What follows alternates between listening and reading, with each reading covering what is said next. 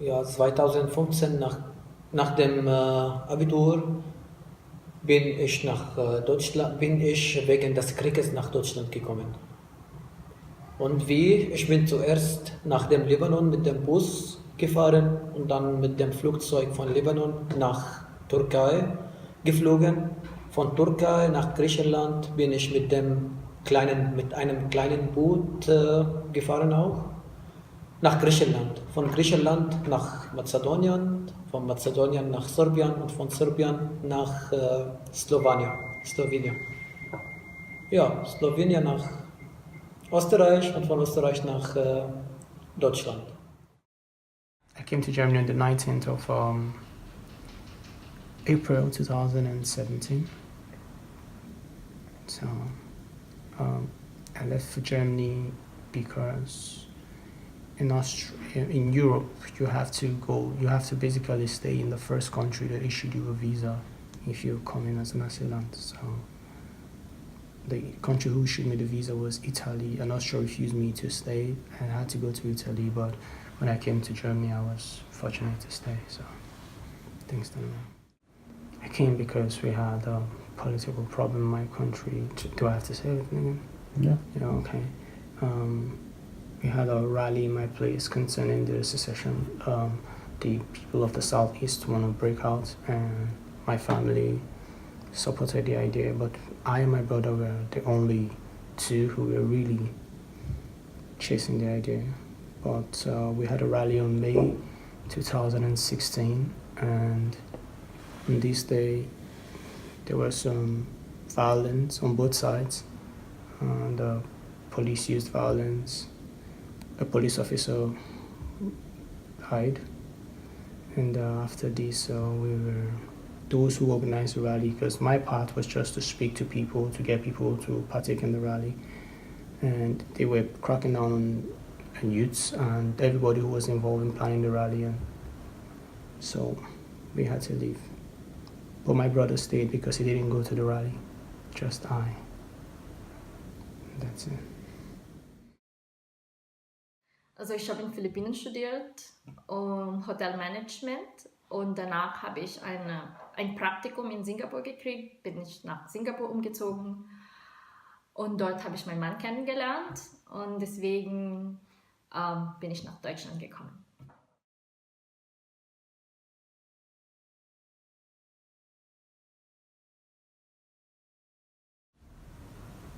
The food, I'm selective when it comes to eat and food, actually. Very selective. I tend to pick, but in Germany, I learned to try new things. Maybe because I didn't live with my parents, and I don't live with my parents anymore. I tried the Schwannbraten. I don't know if you've eaten that. So I got to eat new things. I got to maybe change the way my taste bud works. And I'm trying new things and new food and new sceneries. I live in Passau, so I got to see new things, the food, And what else? the way they party. They do know how to party though, so yeah, those are the things that I really love about them. Ja, wie ich gesagt habe, die Kultur am meisten schon und der Regierung, dass der Regierung die Leute und die Menschen in Deutschland respektiert. I love it's so easy to travel, like where I live, which is in Passau. It's like a few hours away from Italy, Switzerland. It's 10 minutes away from Austria, so I think that's the thing I love the most.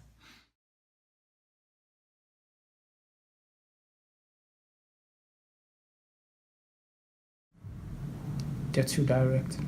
I still say that they don't care if they hurt your feeling, which they should care. They just say that, and they ask questions that sometimes could be offensive, and they don't care. Yeah, so that's one thing I don't like. Ja, es gibt in Deutschland ein kompliziertes Thema. Zum Beispiel, es gibt hier alte Leute. Sie sind einfach nicht komisch, aber sie lassen sich nicht integrieren. Sie akzeptieren die anderen Leute nicht und die andere Meinung auch nicht. Und am Ende, egal was du machst, egal ob du studierst oder eine Ausbildung machst, egal ob du arbeitest, du heißt am Ende Ausländer oder Flüchtlinge. I think it's more like the people, it takes time. You have to spend more time to get to know them. And of course, they will always have like prejudice or something towards immigrants. So you have to break that, the stereotype and all. So it takes time.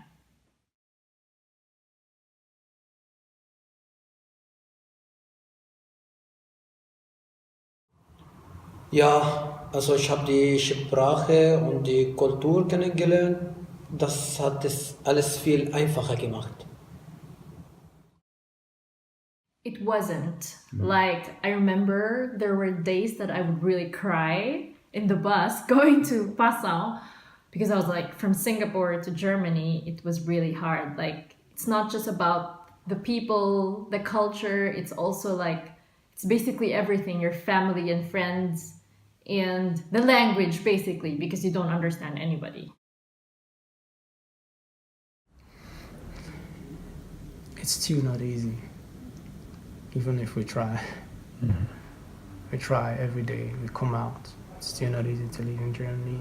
It's not because we don't want to, but the people make it hard for us.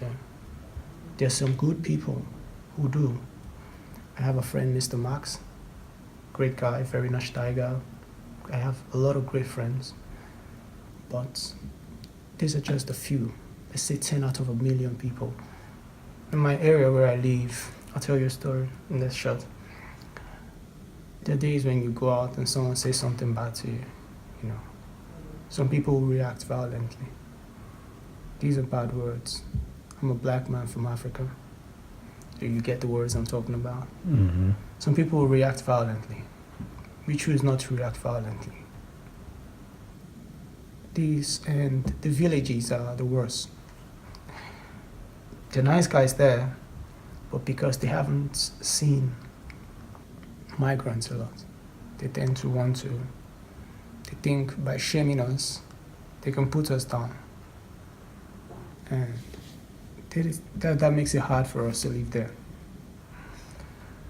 But these villages are good. That's the scenery is good. It's a nice place to live in if there was enough love to go around for everyone. And that's why the integration is a process. So maybe someday they'll accept us.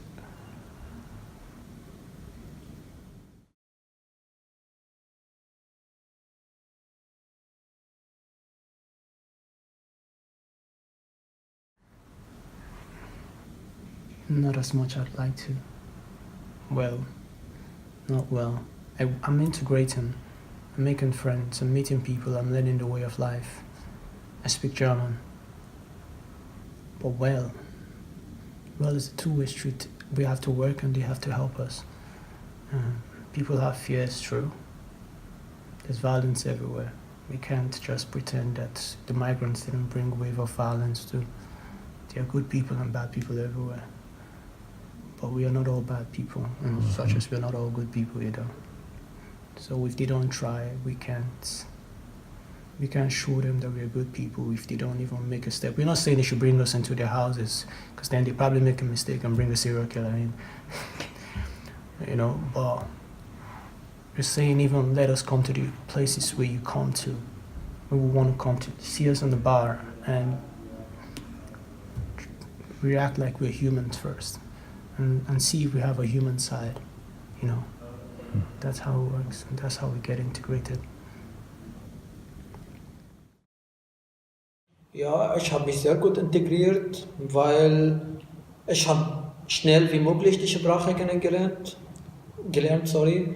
Ich habe die Kultur kennengelernt. Ich habe hier auch gearbeitet. Ich habe viele Freunde, deutsche Freunde. Ich habe mich sehr gut integriert.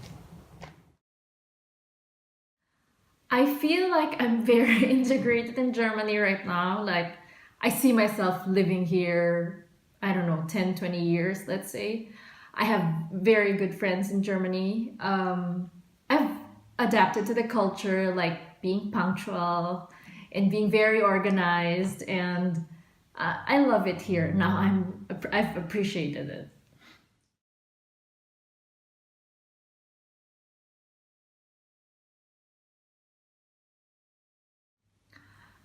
It's the language. I think I personally feel like the Germans are aware that their language is not easy, so they feel much more connected to you when you can speak their language. Also am wichtigsten ist, dass man die Sprache zuerst lernt, damit man mit anderen Leuten unterhalten konnte, die Kultur kennenlernen. Und das ist sehr wichtig. I would like to say the language, like you first pointed out, but it's not it. You have to learn the language. That is not luxury. That's necessity for going around. You must learn the language. So I don't think it should be a thing. It should be what we must do. But I think it's wanting to, both parties trying to see that the person who needs to get integrated must want to be integrated. He must be ready to do everything, knowing that there are going to be obstacles. People are going to say bad things to him. But I like this place. I believe I can be the difference. And then you try to get integrated. You do what you have to do, no matter, regardless of what happens. And the other side, knowing that you're doing everything you have to do and also trying to help you out. And that's how we get integrated.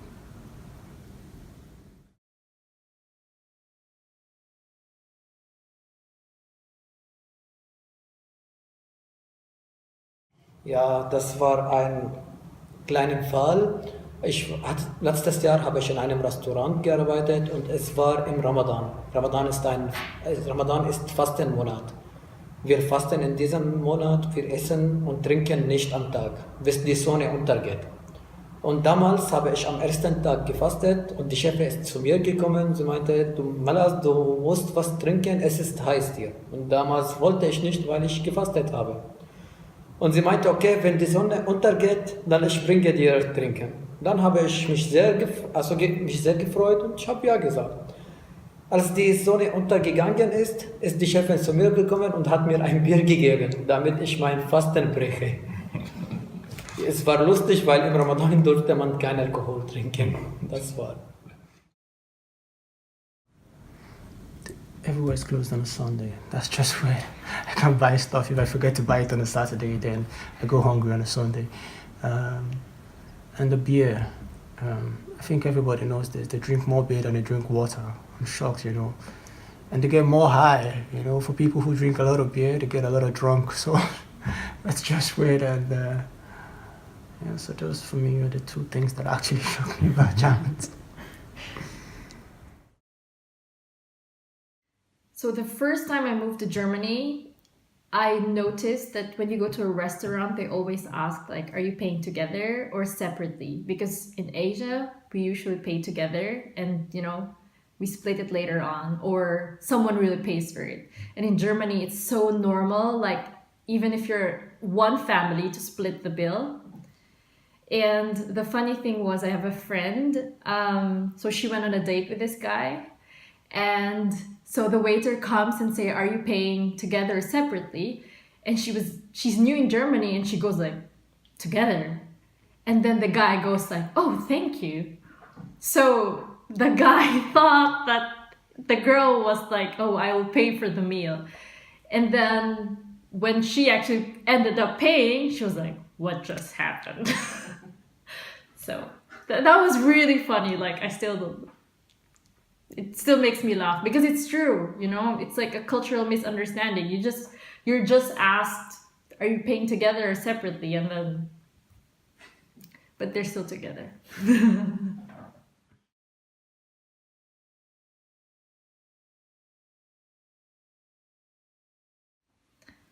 Forever, it's a difficult question because I feel like I'm not meant to stay in one place forever. So I've moved from Philippines. I moved to Singapore when I was 18, and then I moved to Norway, to Germany. So I don't think so.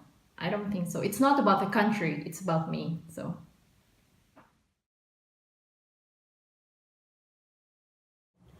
Nein, in Deutschland wurde ich nicht. Und warum? Also warum? Das ist nicht, am Ende, das ist nicht mein Land.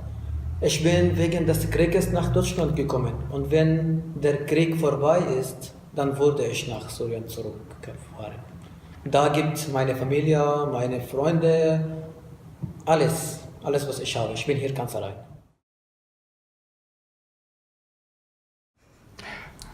I like to live here. How can I say? For me, where I die is not the problem. You know, people, most Africans, I'm African, we have to believe that we must die at home. I saw this TV advert one time. It said home is not a house, it's the feeling. Yeah, I hope you get that. I was moved by that one because I could be in Nigeria and not feel home. I'm not feeling home in Nigeria right now, you know? I could be here and feel home. I like to see my family, that's the truth. I miss my mom, and my dad, and my sister, and my brothers. You know, I like to go there every once in a while, but I love to live here. It's a nice place. If the people accept you, if they show you love, why not? You see the way they treat themselves, and you want that. You know, coming here today, I saw a girl, and her sister riding a bike, and the mom just there. I want those kind of things. Everybody wants that. Happiness, simple things. And we want those things if they let us have those things. And why not? If you can have those things, simple life, happy moments, what else could someone ask for?